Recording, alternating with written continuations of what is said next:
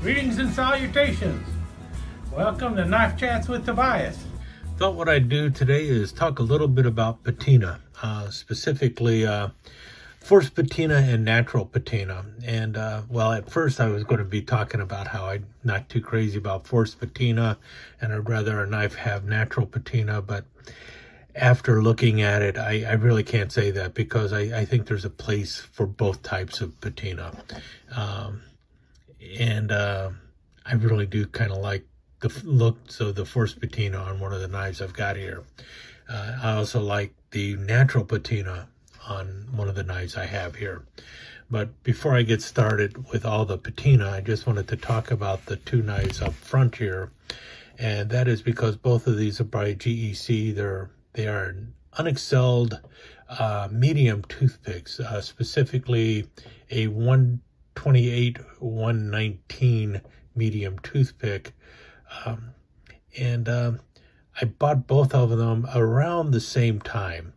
And this is the first one I picked up. This is the one also that if you're looking at is developing a patina. And it is in genuine sandbar stag. And the other one here is in the copperhead pony cut bone. And when I bought this knife, this is the first one I grabbed, the one in stag. I looked at it, I was like, man, that is not the best of looking stag. This is supposed to be sandbar stag. And I looked at it, and it's like, well, it's got a dent there, and I really wasn't too crazy about it. I especially when I looked at the stag that I am accustomed to on like a case knife. I'm sorry, but all you GEC fans are going to be mad at me now, but I really prefer the way the stag looked on my various case knives.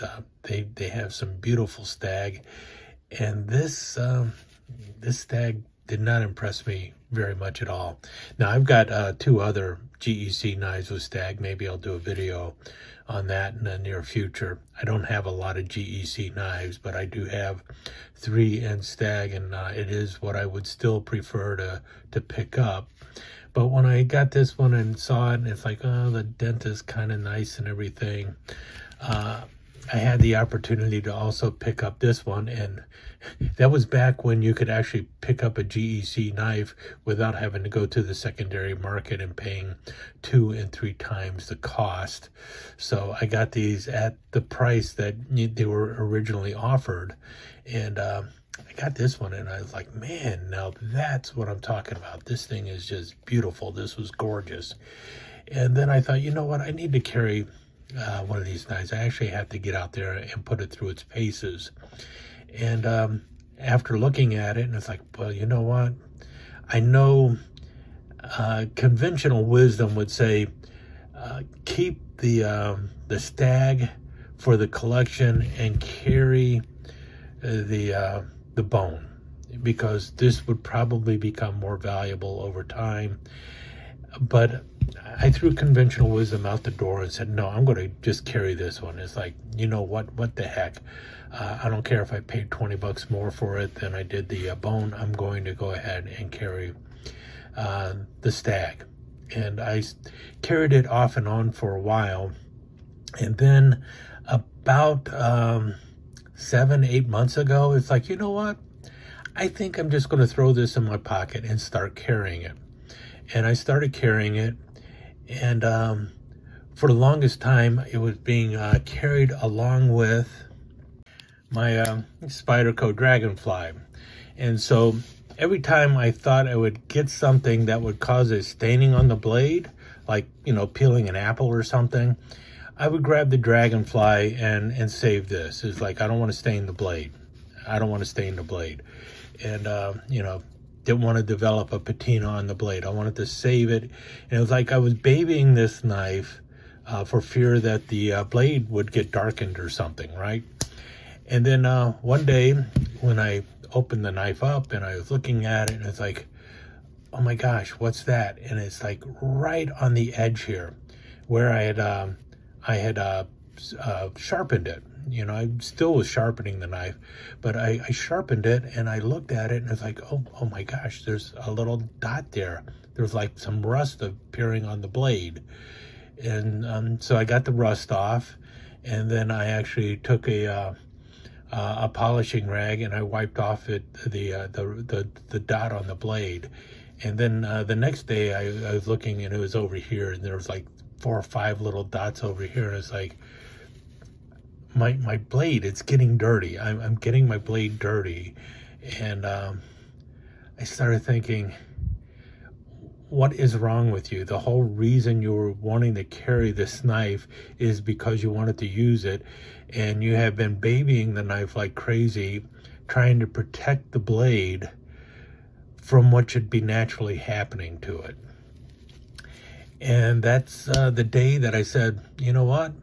It's time for this knife to actually peel an apple and, you know, cut up some more meat, you know, actually cut some meat and not worry about it as much as you've been worrying about it. Because apparently the reason those couple little dots got on there is probably because I did not clean the blade quite as well as I should have after cutting something that was a little bit acidic or something like that. And so a couple little stains appeared on it. And it's like, that's not what you're supposed to be doing with a knife. That's not the way you should be handling your everyday carry knife. You know it's a carbon steel blade. You know it eventually will form a patina.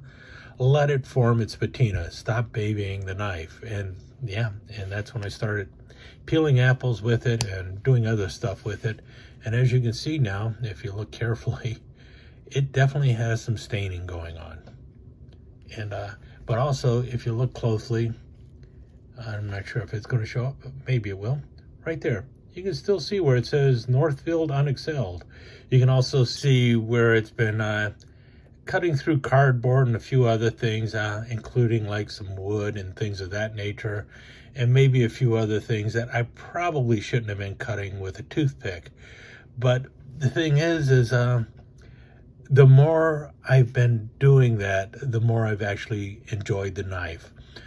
It has become a much more enjoyable knife, and watching the blade change is something that I look forward to. So I'm not trying to force a patina or anything like that, but I'm also not babying the knife anymore. If the blade changes, it changes.